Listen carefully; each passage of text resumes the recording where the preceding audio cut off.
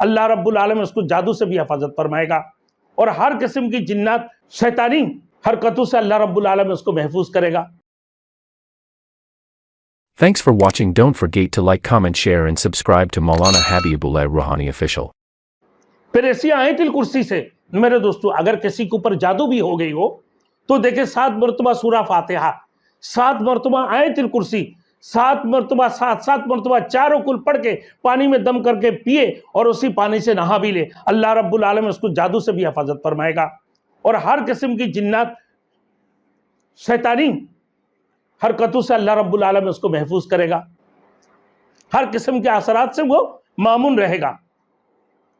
اور یہ آیت الکرسی، اب سن لیں آیت الکرسی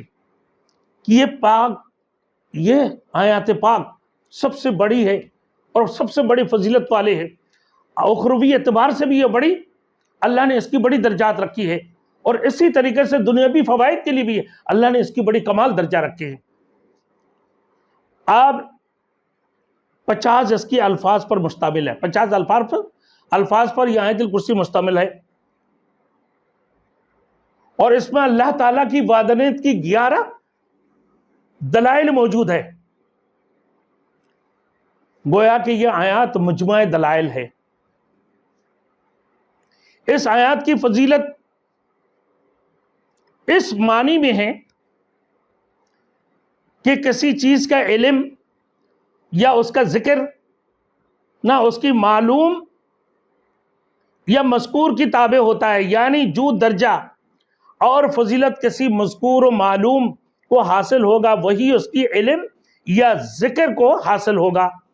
اب قرآن پاک میں تو تمام چیزوں کا ذکر ہے، کہیں اللہ نے قرآن پاک کے متعلق بیان فرمایا، اللہ نے پھر یہ بھی فرمایا کہ یہ اللہ کا کلام ہے اور یہ ہدایت ہے لوگوں کے لیے، اور کہیں اللہ کی نبیوں کا، کہیں اللہ کی نبیوں کا ذکر ہے، کہیں بڑے آدمیوں کا ذکر ہے، کہیں اللہ کی ولیوں کا،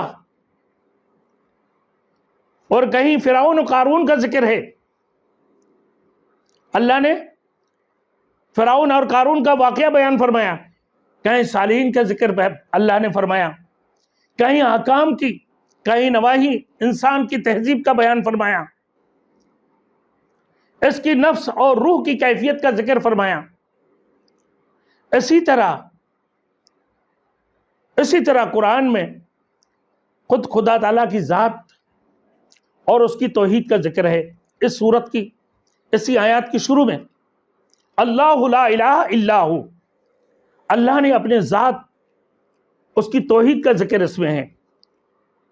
اور کہیں اس کی صفات کمال اور کہیں صفات جلال و جمال کا ذکر اللہ نے کی ایسی آیات کی اندر۔ تو یہ جو اللہ کا ذاتی ذکر ہے یہ تمام ذکر سے افضل ہے۔